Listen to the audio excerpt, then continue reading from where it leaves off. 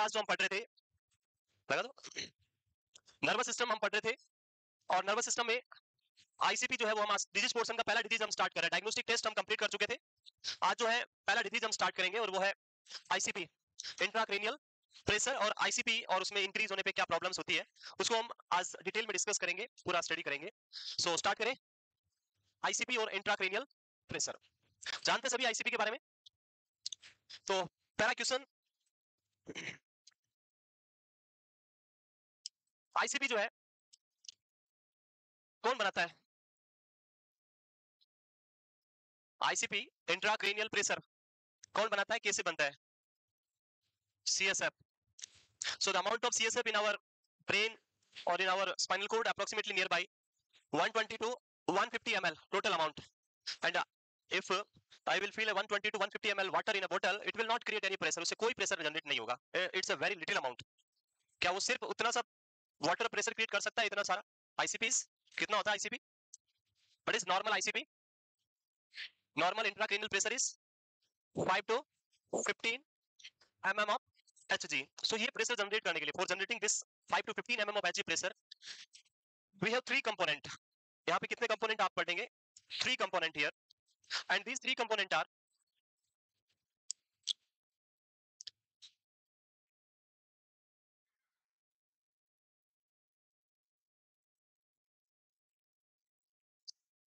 अरे क्या कर रखा है भाई, है पैसे खर्च नहीं करने ऐसे। सो आईसीपी हम बात कर रहे हैं, इंट्राक्रेनियल प्रेशर और ICP. There are three component for intracranial pressure और ICP. First is your answer is CSF. So CSF is a part of generating intracranial pressure. It's a one part out of three. The second one is very important, that is blood supply of the brain. And the third component is that is mass or brain tissue. And the last which is most important, ये तीनों है लेकिन सबसे important thing जो है वो क्या है? लाइक इस बोतल में पानी है, इसमें पानी है, जब आप इस बोतल के केप को बंद कर देंगे और फिर देखेंगे तो इसमें एक प्रेशर जनरेट हो सकता है, लेकिन इस पानी को ऐसे फैला तो फिर बोलो इसमें प्रेशर जनरेट हो रहा है, क्या होगा? द मोस्ट इंपॉर्टेंट थिंग, आप सीएसएफ रखा है, ब्रेन टिश्यू रखा है और ब्लड रखा है, लेकिन अगर ये क्रेनियम नहीं है देन ये प्रेशर कभी भी जनरेट पॉसिबल नहीं होगा. That should be a close container to generate a pressure. Like हम टायर होता है साइकिल का, बाइक का या गाड़ी का, तो उसके अंदर भी क्या होना चाहिए? पूरा क्लोज होना चाहिए. एक छोटा सा भी पंक्चर है तो you can not able to generate a pressure inside the tyre. Yes or no?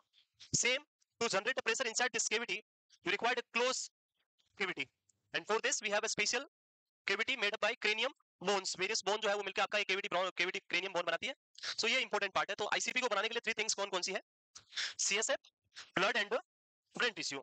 CSF will form approximately 10% part of ICP. Blood is also approximately nearby 10%, and the major component is brain tissue. This will form approximately nearby 80% of total intracranial pressure. Major role for generating ICP is brain tissue. जो अंदर मास है, neuron का जो मास बना हुआ है, जो हम बनाते हैं पिक्चर, वो mass that will form 80% of that pressure. So 10 10 20 plus 80 is 100%. जो हमारा डिस्कशन रहेगा, ये तो नॉर्मल आईसीपी क्या होता है वो हम बात करें. प्रेशर भी आपको पता है 5 to 15 mm of Hg.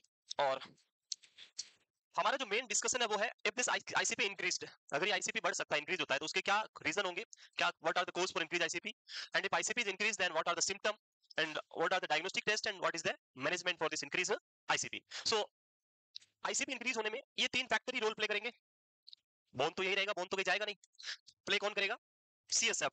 If amount of the CSF is increased, like it 10% pressure generate कर रहा है, and if 10% is increased to 10 more, this will equal to 20%, and total pressure is 110%, and that will be 10% is high, 10% क्या हो गया? ज्यादा.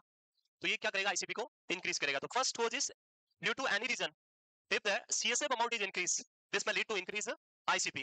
For example, in case of hydrocephalus, so right, there is a disease which is known as hydrocephalus, in which the ICP is increased either due to the increased production of CSF, or maybe due to the decreased absorption of CSF, or it may be due to any obstructive pathology that is known as hydrocephalus. The next thing is blood. If the blood supply of the brain is increased, that may also lead to increase ICP. Like in some cases, a patient is having hypervolemia. We know that brain is receiving a constant blood supply from the cardiac output. कितना blood brain के पास जाता है cardiac output का total? How much amount of the blood is supplied to the brain out of total blood cardiac output? 5%, 15%, 20%, 15. So our brain will receive 20% of total cardiac output constantly. brain को कितना blood मिलता है? 20% of total cardiac output. 20 brain और 20 ले जाता है kidney.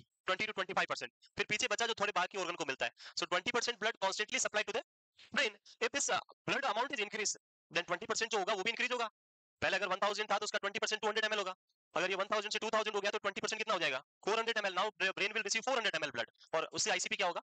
Increase. So this is the second cause in case of hypervolemia, increase blood pressure.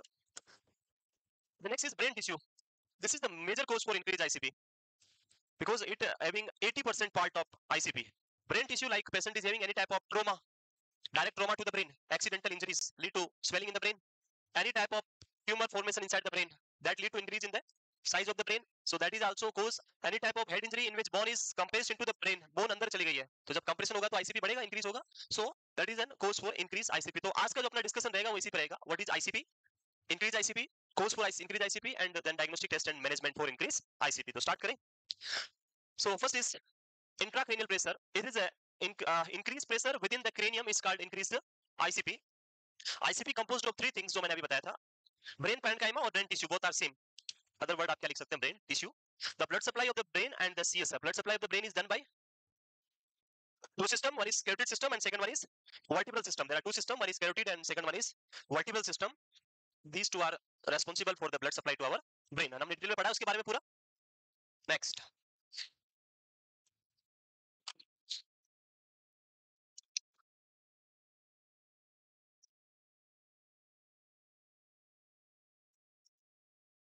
Any doubt related to MCQ in last Tuesday test? Any doubt?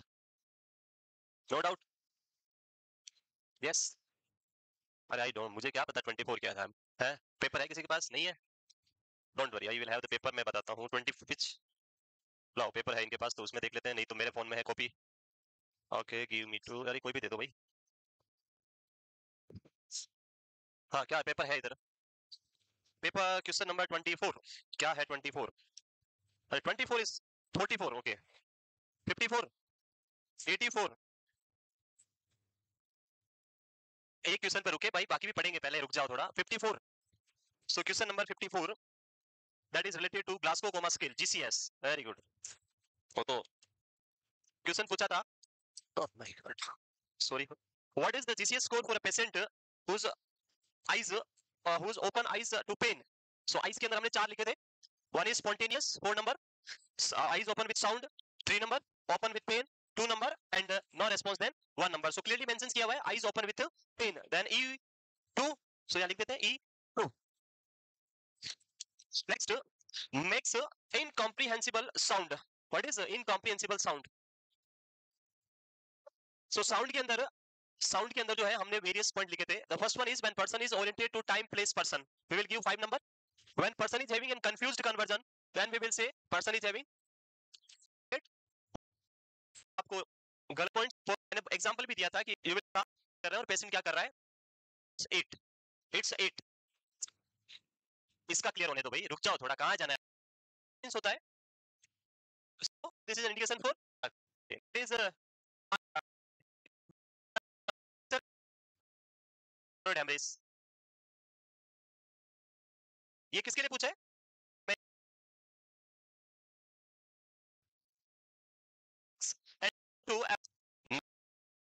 Next.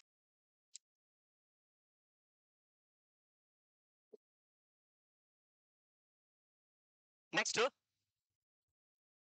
96. लो एक बार वापस तो क्या है? 96. Obvious command means इसके आगे जो भी पढ़ेंगे वो आपके brain increase ICP. So 3 cause, either increase in CSF, increase in blood, or any type of growth inside your brain, either traumatic or either pathological growth that lead to increase ICP. So first is brain tumor. It increase which component? Brain tissue. Next is brain trauma. Again increase the brain tissue. Next is brain surgery. Whenever we are performing any type of surgical procedure in our body, in that body part the swelling is very common. जब भी आप किसी body part पे क्या करेंगे, surgery करेंगे, तो वहां पे क्या देखने को मिलेगा? स्वेलिंग. क्यों होता है? Why swelling is there? Because we are cutting the body part. There will be a lymphatic leakage, there will be a little amount of blood or serum leakage. Leakage होगा, सेल से fluid leak होगा, आप cutting कर रहे हैं भाई, उसको वापस अटैच होने में, जोइंट को हील होने में टाइम लगेगा. Till that time swelling will be there and slowly that swelling will decrease. जैसे जैसे हीलिंग होगा स्वेलिंग का हो जाएगा कम, क्योंकि टिश्यू सारा हील हो गया है. सो स्वेलिंग का reason lymph leakage, blood leakage, serum leakage और cell fluid leakage. These are the cause for swelling. So brain surgery will also lead to swelling in your brain hemorrhage होगा, blood बाहर आ जाएगा, and जब आपके tissue में accumulate होगा तो swelling करेगा, size को increase करेगा. Next is brain hematoma, same, both are the same thing. Next encephalitis, inflammation of brain parenchyma का inflammation होना, that is known as encephalitis, inflammation of brain parenchyma. Next meningitis, inflammation of meninges. There is a question related to encephalitis and meningitis. In our brain, encephalitis is most commonly caused by virus, but meningitis is most commonly caused by bacteria. This is a very important difference, so you remember. आगे मैं पढ़ाऊंगा वैसे दोनों. Encephalitis is mainly caused by virus, viral encephalitis, but the meningitis is mainly caused by bacteria. Detail में आगे पढ़ाऊंगा मैं. Next, hydrocephalus. So these are cause for increased ICP or increased intracranial pressure.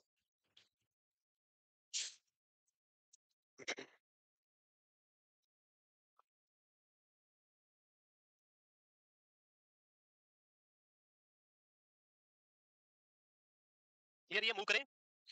Yes. Next. Sign and symptom of increased ICP. So exam के अंदर कुछ points जो हमें ध्यान रखने होते हैं. या तो एग्जाम के अंदर एक क्वेश्चन आता है, उसको हम बोलते हैं first symptom.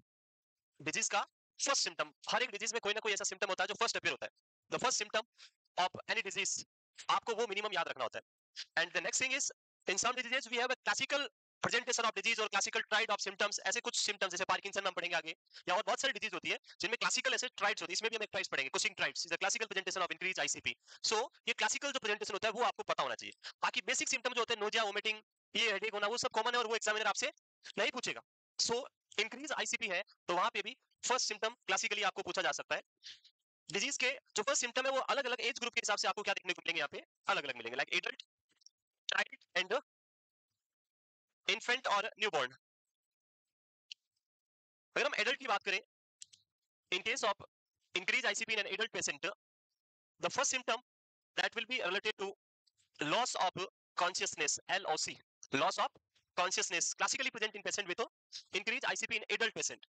And sometime the loss of consciousness will be not given in your MCQ.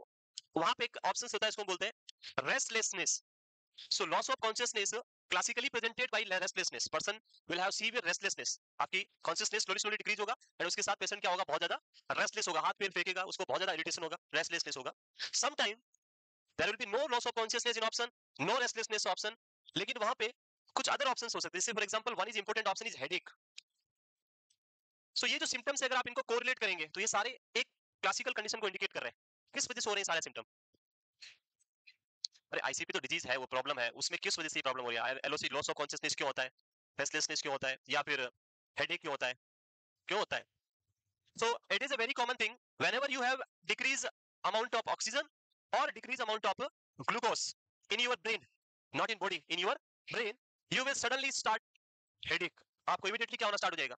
Headache. आपको सिर दुखना स्टार्ट. जैसे जो टी लवर होते हैं, उनका टाइम उनको पता चल जाता 5 बज गई, पहले बिना वॉच देखे कैसे हेडेक स्टार्ट हो गया, चाय पीने का टाइम हो गया, चाय पीते ही सिर दर्द खत्म. सो वो क्यों होता है? क्योंकि आपने ग्लूकोज लिया, ग्लूकोज इनटेक किया. लाइक जैसे ही बॉडी के अंदर आपको भूख लग रही है, खाना नहीं खाया आपने, तो इमीडिएटली क्या स्टार्ट हो जाता है? ऊँघना स्टार्ट हो जाता है, आप लोग नींद आने लग जाती है. या फिर स्पेसिफिकली यावनिंग, देखा है? इतना बड़ा मुंह करके यावनिंग और उबासी लेना होता है. क्यों होती है? Why person will have yawning? So yawning is the mechanism जो आपको बता रहा है कि ब्रेन में ऑक्सीजन का अमाउंट क्या है, कम है, ग्लूकोज कम है, लेके आओ जल्दी से. तो आप क्या करते हैं, इतना बड़ा डायफ्राम को खींचते हैं और इतनी सारी अमाउंट अंदर लेते हैं ताकि ब्रेन को ज्यादा ऑक्सीजन मिले. सो it is a positive thing, body के लिए अच्छी बात है यावनिंग होना, बट इधर नहीं लेना है. यावनिंग या तो आप सुबह उठते हैं तब होती है. क्यों होती है? क्योंकि रात को सिस्टम पूरे थोड़े रिलैक्स रहते हैं, कम काम करता है, respiratory system weak, heart weak, थोड़ा वीक मतलब रेस्ट में होता है. और सुबह उठते ही बॉडी की डिमांड बढ़ जाती है suddenly. Body demand is suddenly increase in the morning time. So body क्या करती है, उसको कंपनसेट करने के लिए in the early morning you will have yawning for 2 time, 4 time, 10 time. सुबह उठते ही स्टार्ट हो जाते हैं. सो ये बॉडी के कंपनसेशन वाले मैकेनिज्म. तो same thing when you have increase ICP, it means your brain function is completely altered, oxygen or glucose supply is completely altered, and person will have decrease, loss of consciousness will be there, restlessness will be there, and person will have a severe headache. ये किसमें मिलेंगे आपको? Adult में. Now in children as comparison to adult, the size of the brain in children is little bit small, and when pressure is increased, this will more affect to your medulla oblongata. जब pressure बढ़ता है तो किसको compress करता है? medulla oblongata, and it will stimulate your vomiting center immediately, and person will have vomiting. person को क्या होगा यहाँ पे? vomiting. तो बच्चों में most common symptom vomiting, and the types of vomiting which is present here, that will be a specific type of vomiting which is known as projectile vomiting. What is projectile vomiting? Projectile vomiting, those who can understand very well, who cared a small baby, बच्चे की care की हो जिन्होंने, छोटे बच्चे की, जिनका बच्चा, छोटा बच्चा किसी ने अगर केयर करिए घर में, तो द चाइल्ड, छोटे बच्चे जो होते हैं उनका जो वोमिटिंग होता है, वो जैसे ही उनको लगता है कुछ आ रहा है, फेंकते हो सीधा आपके मुंह पे आता है, देखा, वो सीधा मुंह से ऐसे पिचकारी फेंकते हो. सो दैट फोर्सफुल, एक एडल्ट वोमिटिंग करता है तो मुंह ऐसे बड़ा गया फिर वो करता है सीधा. सो वो अपने ऊपर होती है most of time. When adult is vomiting, then जो उसके खुद के कपड़े होते हैं वही खराब होते हैं या उसके पैर ही खराब होते हैं. लेकिन when child is vomiting, that vomiting directly on face of other person, दूसरे के फेस पे ज्यादा सीधा वो ऐसे मुंह बना के फेंकता है उसको forcefully. That is known as projectile vomiting. So here the types of vomiting is a projectile or forceful vomiting.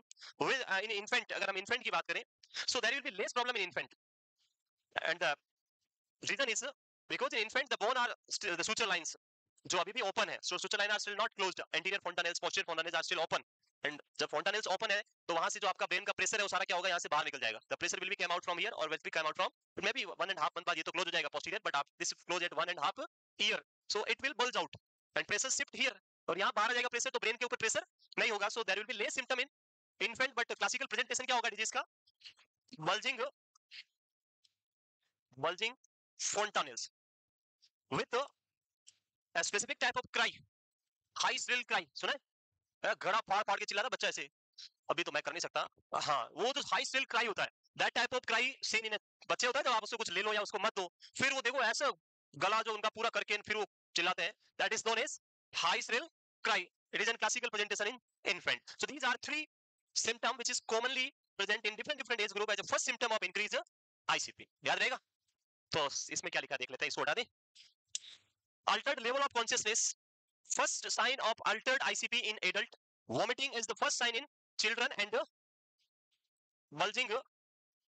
bulging fontanelle in infant. Clear? This is the first classical symptom of increased ICP. Next, वो restlessness हमने बता दिया था. Restlessness is the first sign of, this is the first classical symptom of increased ICP. Next, वो restlessness हमने बता दिया था. Restlessness is the first sign of altered level of consciousness.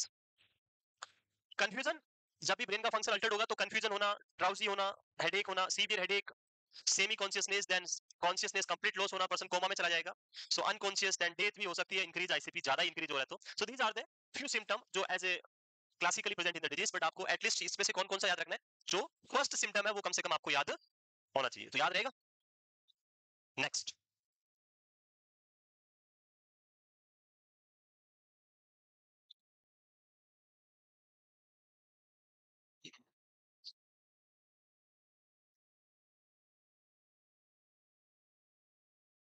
वो करें. नेक्स्ट, देख लिया पीछे.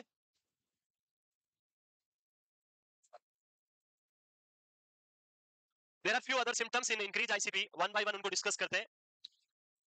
So जब ICP इंक्रीज होगा तो कुछ प्रॉब्लम्स, जैसे वन प्रॉब्लम इज जब ICP बढ़ता है तो the nearest organ is your eyes, which is very near to your brain. This is the most near. बाकी तो ऑर्गन कुछ बहुत, हार्ट तो इधर है, लंग्स, लिवर सारे इधर है. पास में कौन है? आईज है. एंड आई के ऊपर क्या होगा? प्रेशर इंक्रीज होगा. There is a specific thing जो हम यहाँ पे बात करेंगे. लिख लिया, मूव करें. नेक्स्ट, इन अदर सिम्टम्स, जो सबसे पहला सिम्टम हम किस पे देखेंगे? आईज के अंदर.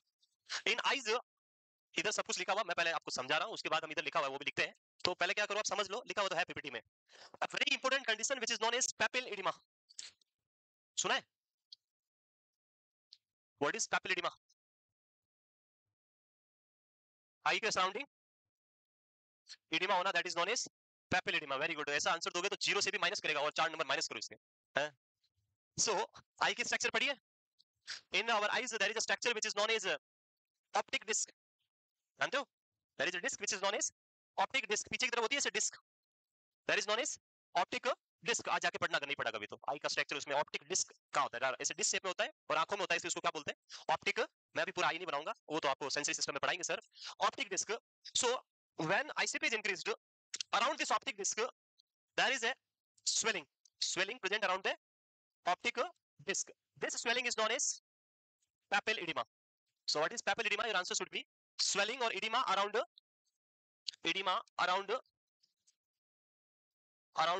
optic disc. Optic disc के around edema होना, that is known as papil edema. याद रहेगा. So papilledema is a type of edema in which a person will have a swelling around the optic disc. Next, so the first one is the papilledema. याद हो गया? Next, sometime the ICP. Next, so the first one is the papilledema. याद हो गया? Next, sometime the ICP will compress one side eyes or sometime it compress both sides of eyes. दोनों side भी कर सकती है, one side भी कर सकती है. So no pupil reaction by light. Pupil reaction हमने पढ़ा था एग्जामिनेशन में, याद है?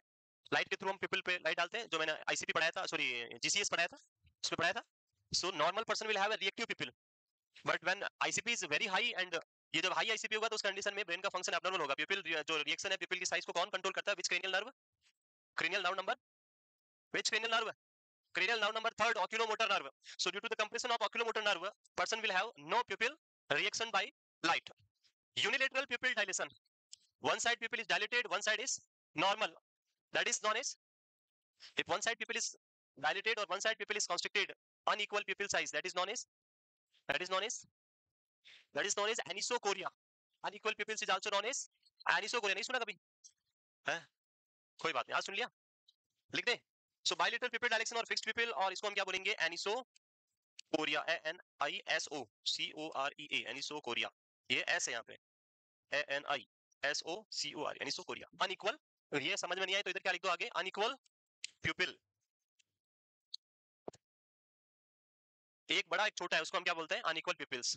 Sometime if the compression is present on both sides of the eyes, then it will cause bilateral pupil dilation or fixed pupil, which is an indication that patient is completely lost there. जब हम brain death बात करते हैं, वहां भी देखते हैं, when patient is having brain death means patient will have no reaction to light in pupil. reaction खत्म हो जाती है क्योंकि brain से कंट्रोल खत्म हो गया है.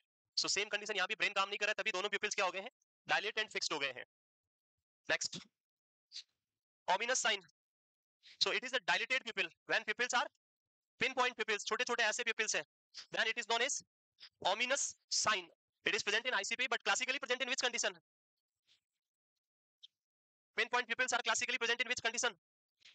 Opioids poisoning or morphine poisonings. So it is a classical condition which is present in opioids or morphine poisoning. जब poisoning के cases होते हैं और specifically morphine opioids की poisoning हो जाती है, और opioids जो है वो CNS depressant drug है, and it will produce a pinpoint pupils. Pupils बहुत pinpoint हो जाते हैं. तो यहाँ भी ये देखने को मिल सकता है ominous sign. Clear eyes के अंदर?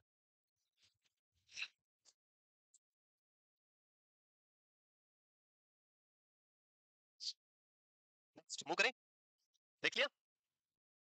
Next is Venica. Other is यहाँ पे vital sign. Next is, so in vital sign there is an important condition. Vital sign में हम दो condition पढ़ेंगे यहाँ पे. One is the Cushing trait. Cushing trait and second one is the temperature. Cushing trait A and B हम क्या पढ़ेंगे? The temperature. तो first बात करते हैं Cushing trait के बारे में.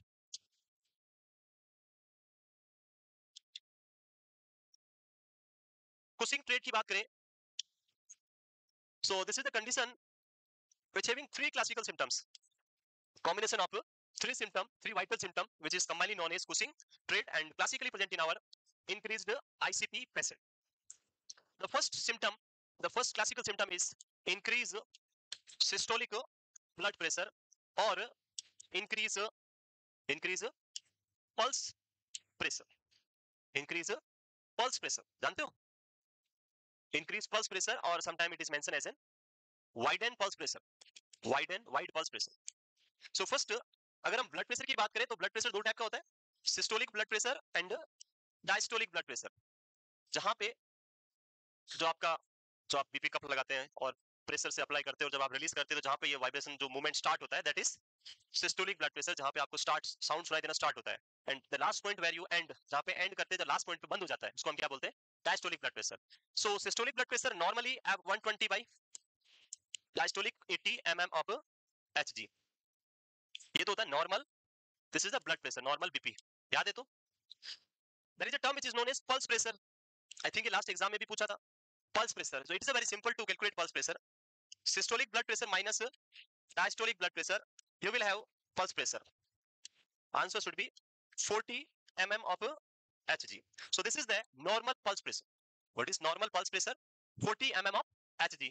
How to calculate? Systolic blood pressure minus by diastolic blood pressure. Your answer should be pulse pressure. And एक और टर्म जो इस बीपी के रिलेटेड हो सकता है अगर पूछ ले आपसे तो that is map, mean arterial pressure, that calculated by systolic blood pressure plus twice of diastolic blood pressure divided by 3. Systolic is 120 plus 2 into diastolic divided by 3. That will be 120 plus 160 divided by 3. That will be 280 divided by 3 and it will be 9333. That is the normal mean arterial pressure in mm of Hg. So I think ये तो आप निकालना जानते हैं। मैं पूछ ले exam में या पल्स प्रेशर पूछ ले तो दोनों का आंसर दे सकते हैं। In our Cushing triad, the first thing is the person will have increased systolic blood pressure. Normal systolic blood pressure is 120. When it will increase, like this diastolic is 80, but systolic increase to 150. Then your pulse pressure is what? The pulse pressure? It will be 70 mm of Hg and normal is 40. It is wide or narrow? Wide. So both are correct. In question अगर लिखा हुआ है कि increased systolic blood pressure और widened pulse pressure, both are correct. ये नहीं सोचना है कि widened pulse pressure ही ढूंढना है। बीपी का बढ़ना वो कौन सी वाली? सिस्टोलिक ब्लड प्रेशर बढ़ रहा है तो वो भी क्या करेगा, इसको वाइड करेगा, widen pulse pressure. So first classical symptom क्या है आपका Cushing ट्रायड का? इंक्रीज सिस्टोलिक ब्लड प्रेशर और increase widen pulse pressure. Clear हो गया ये फर्स्ट सिम्टम, याद रहेगा। Next, this is the blood pressure. Second जो वाइटल साइन हम पढ़ते हैं Cushing ट्रायड में, that is the heart rate. This is the second number, heart rate. And classically in case of this increase ICP the heart rate is decrease. Normal heart rate is 60 to 100 beat per minute. This is the normal heart rate. In case of this increased ICP, this heart rate is decreased, which is known as bradycardia. And sometimes this bradycardia is also known as the late sign of increased ICP. Late sign, first sign हमने पढ़ा था in adult, that is the loss of consciousness. अगर late sign पूछे, that is the bradycardia or decrease in the heart rate. This is the second classical symptom in Cushing trait. Clear? The next third symptom, and this third one is a classical symptom which is known as irregular respiration. Irregular respiration. Irregular respiration. And in increased ICP, the classical type of respiration here, we have a special type of respiration which is known as Cheyne-Stokes respiration. That is known as Cheyne-Stokes respiration. सुना है कभी? What is Cheyne-Stokes respiration? In respiration, Cheyne-Stokes respiration. देखो hyper एपनियन, एपनियन, लो एपनियन, पता नहीं कौन सा apnoea, वो सारा तो आप रट लेते हो, रटने वाला काम याद आएगा नहीं, भूल जाओगे। यस, सो फर्स्ट थिंग जो आपको याद रखनी है यहाँ पे, it's a type of regular respiration और इरेगुलर रेस्पिरेशन है। Irregular, regular.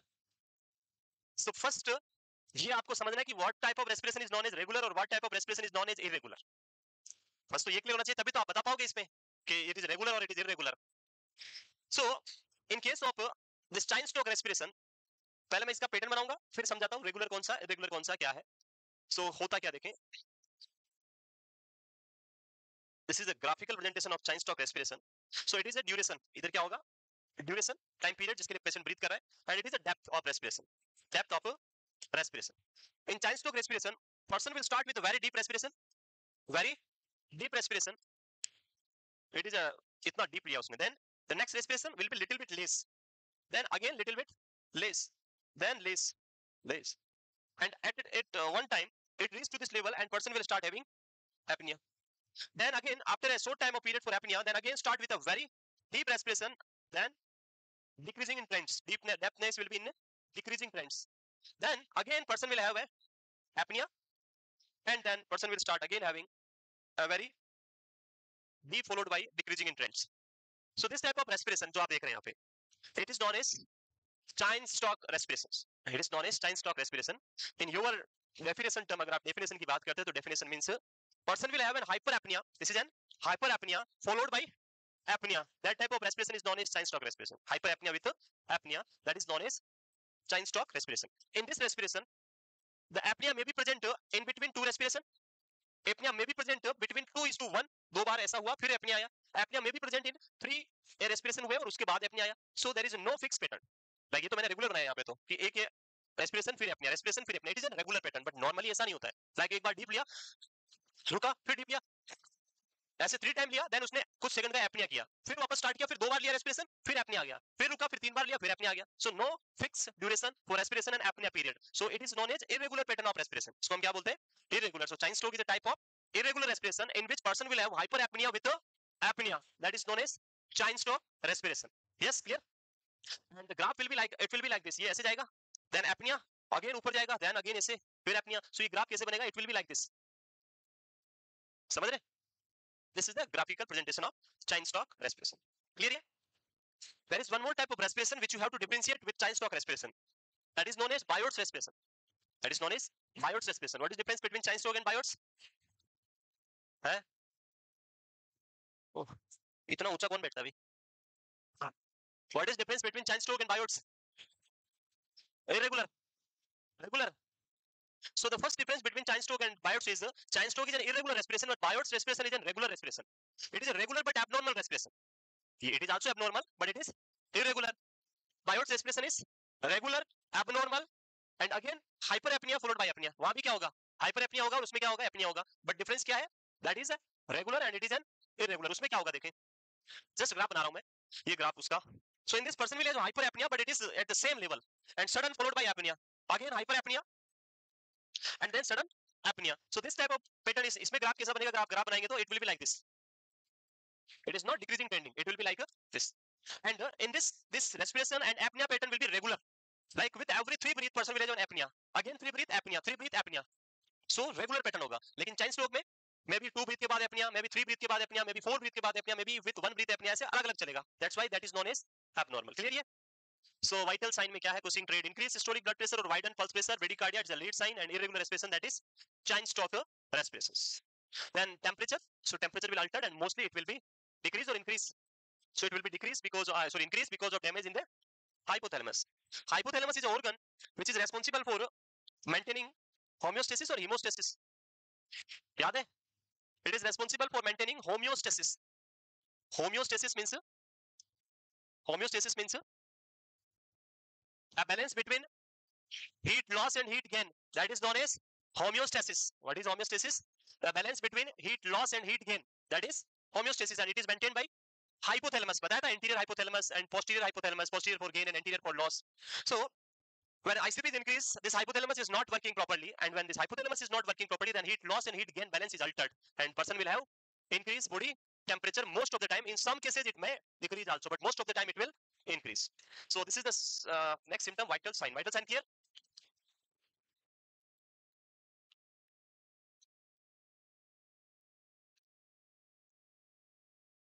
There will be few other symptoms like person will have decorticate posturing or decerebrate posturing, जो हमने पढ़ा था अभी. Military attitude. Which one is the military attitude? Decorticate or decerebrate? Decorticate ऐसे वाला उस दिन बनाया था मैंने. लिख लिया ये? हटा दे. Next. नहीं हुआ.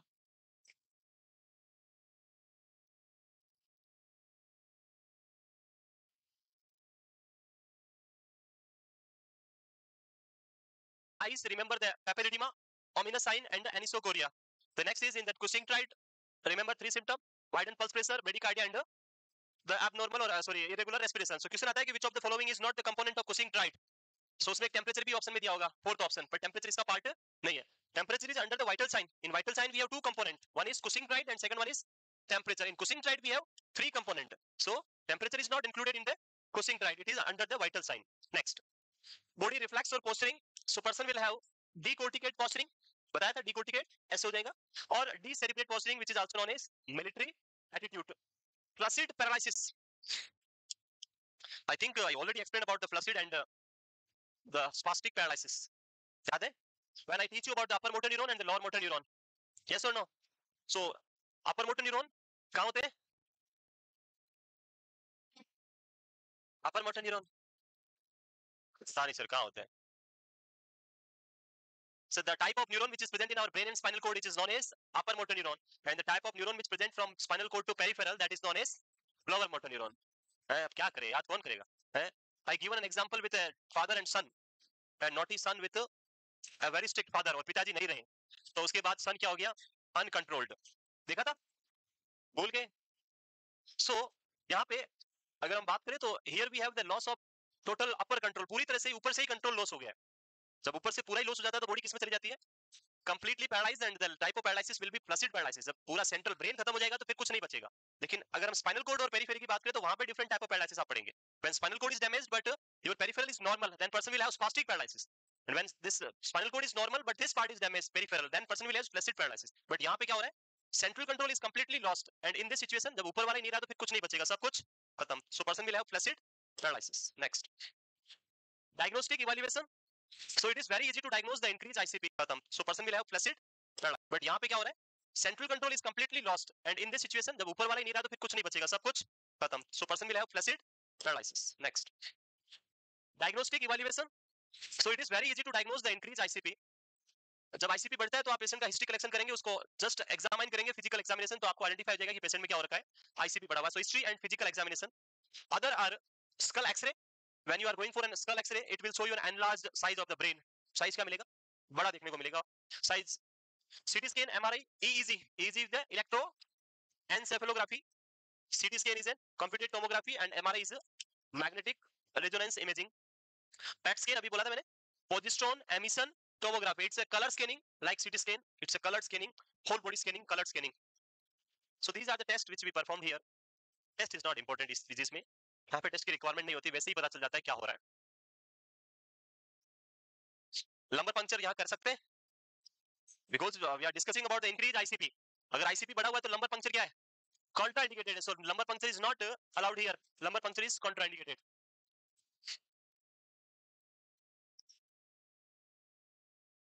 Here, move करें. Next.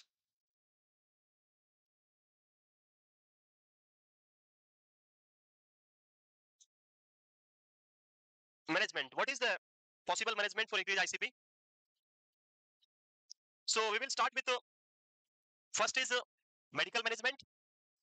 Second we will go with surgical management, and third we will go with nursing management. And all are very important in this increased ICP. Question कहीं से भी आ जाता है तीनों में से. So first MCQ is the drug of choice for increased ICP. So we will go with the mannitol. If mannitol is not there in the option, then we will go for other drug which is Dimox. Dimox is a brand name, and that should be remembered as an acetazolamide. That is acetazolamide. Dimox is a brand name, and in our country examiner will not ask with brand name. हमारे यहाँ पे हमेशा question किसके साथ आता है? सिर्फ और सिर्फ जेनरिक नेम से आता है. ब्रांड नेम से बहुत कम क्वेश्चन आते हैं. लेसिक से जो आ जाता है, और लेसिक सब जानते हैं, it's a frusemide. So the drug of choice is mannitol. It's an osmotic diuretic. Mannitol 20% IV or glycerol oral. Both are which type of drug? Osmotic diuretic. Osmotic diuretic means increase the osmotic pressure of the blood. Yeah, we can say osmolality of the blood. Osmolality of the blood. What is normal osmolality of blood? 272, 300 or 310 milliosmol per approximately 300. This is a normal osmolality of the blood. So when we give mannitol 20%, mannitol 20% means, what is meaning of mannitol 20%?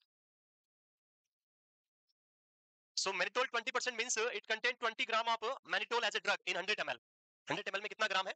20 gram. So when you give mannitol 20%, it is a hypertonic solution. कौन सा solution है ये? Hypertonic. Glycerol is also a type of hypertonic solution, and it will increase the blood osmolality above 300. Increase osmolality. ये क्या करेगा? Osmolality को increase कर देगा. When osmolality is increased, जब osmolality बढ़ जाएगी, क्या होगा? Next process. When blood osmolality is increased, then which process started? The osmosis will start. क्या start होगा? Osmosis, and osmosis is moving of solute or solvent from higher concentration to lower concentration. यानी cell से कहाँ आ जाएगा?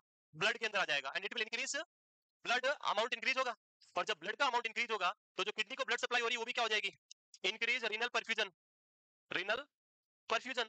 When renal perfusion increase, then your GFR will also increase, and when GFR increase, then it will increase your urine output, and output बढ़ेगा तो body के अंदर जो fluid था वो क्या होगा? Decrease, and this will lead to decrease in edema, and edema कम होगा तो ICP कम होगा. So this is the mechanism of action of your mannitol or oral glycerol. Clear? Whenever you are giving any type of osmotic diuretic, either mannitol or either oral glycerol, your prime responsibility is always monitor the patient for urine output. It is very important because patient may undergo for dehydration. So to maintain intake output balance, you should measure the patient hourly output with mannitol. It is very very important. तो इसका question भी आया था एक बार, और आपको answer क्या देना है, क्या मॉनिटरिंग करना है इसके साथ? यूरिन आउटपुट आपको मॉनिटरिंग करना है. Next, We can use the loop diuretics. Drug is Lasix. I will teach you in detail about the mechanism of actions of these all diuretics in the renal system also. जब हम renal पढ़ेंगे तब पूरा detail में इसका बात करेंगे. So furosemide or the Lasix, which is known as loop diuretics. Why it is loop diuretics? Because it acts on the loop of Henle. This is the loop of Henle, and it acts on this loop of Henle, and it acts on which part of loop of Henle? The ascending loop of Henle, and in ascending loop of Henle, it acts on the thin ascending loop of Henle or thick ascending loop of Henle. So it work on thick ascending loop of Henle, which I will explain you later on in detail in renal system. अभी याद रखें, Lasix work on thick part of ascending loop of Henle, and that's why it is known as loop diuretics. This loop diuretics is the diuretic which produce maximum diuretic effect in our body. सबसे ज्यादा diuretic effect कौन सी diuretic करती है? Loop diuretics. बाद में पढ़ाऊंगा detail में तो. And जब यूरिन आउटपुट बढ़ेगा तो बॉडी में क्या हो जाएगा? बॉडी के अंदर फ्लूइड कम और आपका एडिमा रिड्यूस, आईसीपी कम हो जाएगा. So this is the second thing. Next, we will use the one more drug, that is corticosteroid.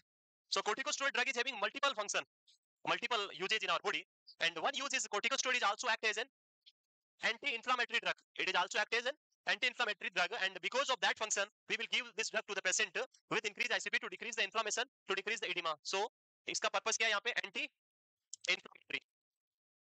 Whenever the patient is receiving frequently corticosteroid, there is a big problem, and that is it cause resistance to insulin. ये क्या करता है? Insulin का resistance कर देता है.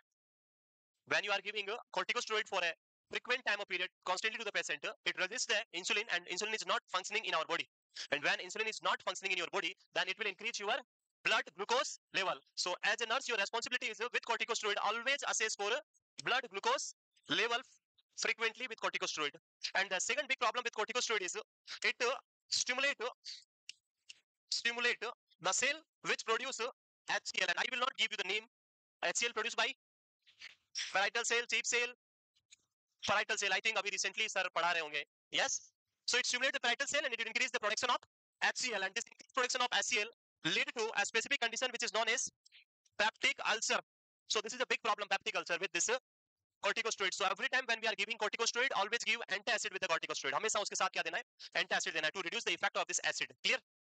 Next. If लिखा हुआ यहाँ पे, very good. If given combined with antacid to control acidity, manage CPP. It is also very important. CPP. CPP is the cerebral perfusion pressure.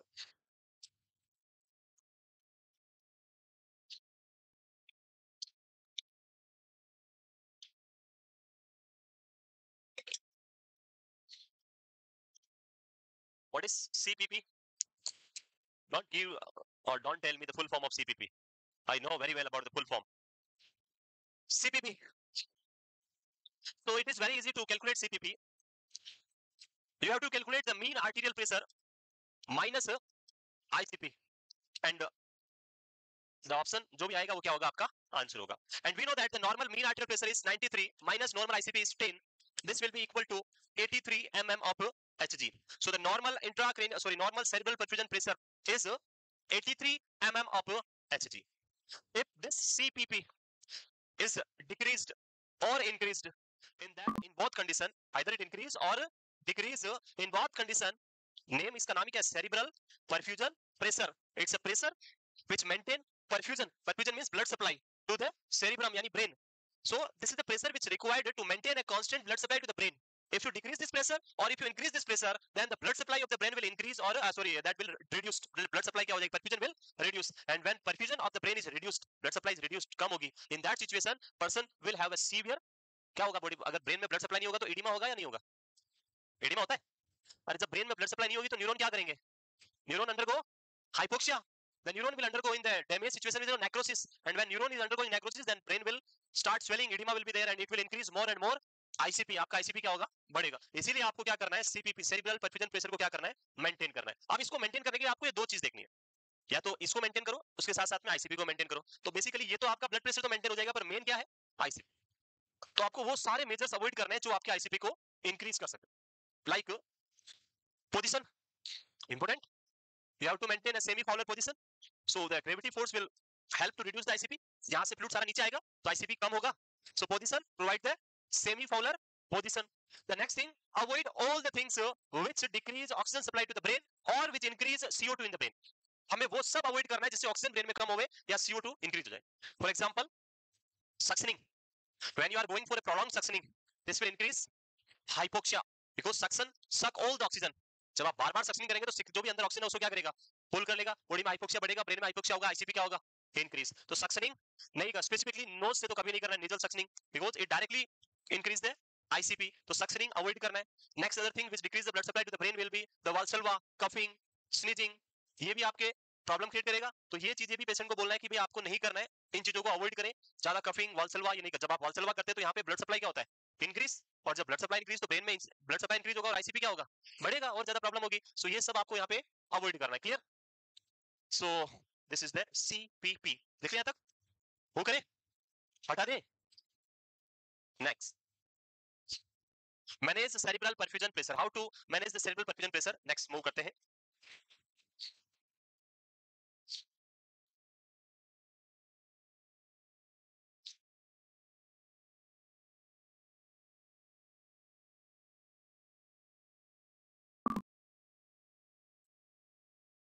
Move करें आगे.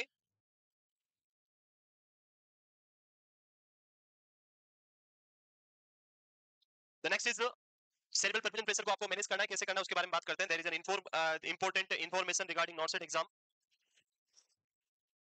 The form will be started from 1st of August, means आज से start हो चुके हैं. And it will be last by 21st of August.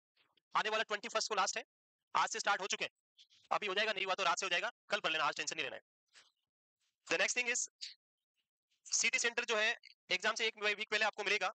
And admit card जो है exam के 2 दिन पहले आपको मिल जाएगा. Exam will be on the 15th of September, fixed वही है. And the main exam will be on the 4th of October. So this is the schedule for in नॉर्सेट 7, upcoming नॉर्सेट 7. Yes. Next, चलो भाई चलो, एग्जाम आ गया. So next, nursing management. we'll discuss about the nursing management and remaining part in the next class tomorrow. Thank you. we'll discuss about the nursing management. Yes. Next, चलो भाई चलो, exam आ गया. So next, nursing management. we'll discuss about the nursing management and remaining part in the next class tomorrow. Thank you.